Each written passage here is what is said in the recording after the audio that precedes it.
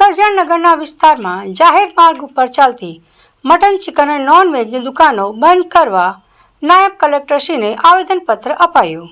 કરજણ નગરપાલિકાના નવા બજાર વિસ્તારમાં આવેલ રેલવે ટિકિટ વિન્ડોથી એસડી ડેપો તરફ જતા રસ્તાની સરકારી માલિકીની જમીન પર મોટી સંખ્યામાં નોનવેજ વાનગીઓનું વેચાણ કરનાર દુકાનો ચાલી રહી છે.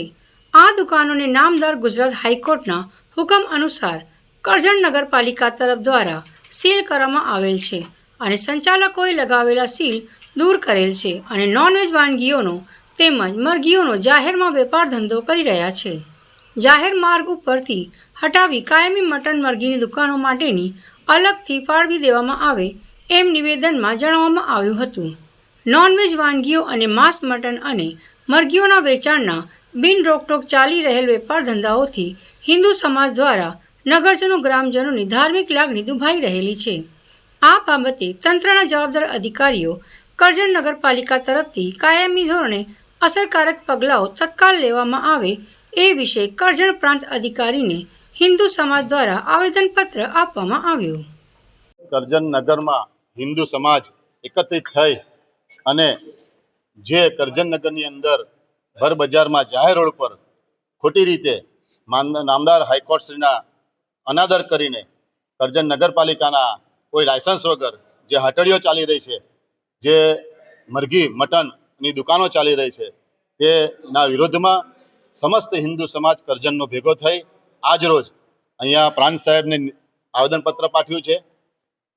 ધર્મના હમણાં જ હાલ નવરાત્રિ ગઈ માતાજીની, તેમજ ગણપતિ ગયા, આવા હિન્દુ ધર્મના તમામ તહેવારોની અંદર જાહેર રોડ પર ગેરકાયદેસર રીતે આ લોકો હટડીઓ જે ચલાવે છે એના વિરોધની અંદર આજે સમસ્ત કરજણ નગરની અંદર ભરવાડ સમાજ છે, રબારી સમાજ છે, ઠાકોર સમાજ છે, ક્ષત્રિય સમાજ છે, જૈન સમાજ છે, તેમજ સમસ્ત ભેગા હિન્દુ ધર્મના એકત્રિત થઈને આજરોજ પ્રાંત સાહેબને અમે આ નિવેદન કરીએ છીએ કે આવા તત્વોને તાત્કાલિક ડામે અને કરજણ નગરપાલિકાને અમે નિવેદન કરીએ છીએ કે આ લોકોને કોઈ વૈકલ્પિક જગ્યા ફાળવે અને જાહેર રોડ પરથી સમસ્ત જે કંઈક આ હટડીઓ ચાલી રહી છે એ બંધ થાય એવી સમસ્ત હિન્દુ સમાજની લાગણી અને માગણી છે. તે લોકોનો આક્ષેપ છે કે નગરપાલિકાના કોર્પોરેટરોને નગરપાલિકાને 50,000 રૂપિયા આપીએ, શું કહેશો આમાં? હા, એ બી સાંભળેલું છે, વિડીયો ચાલુ છે.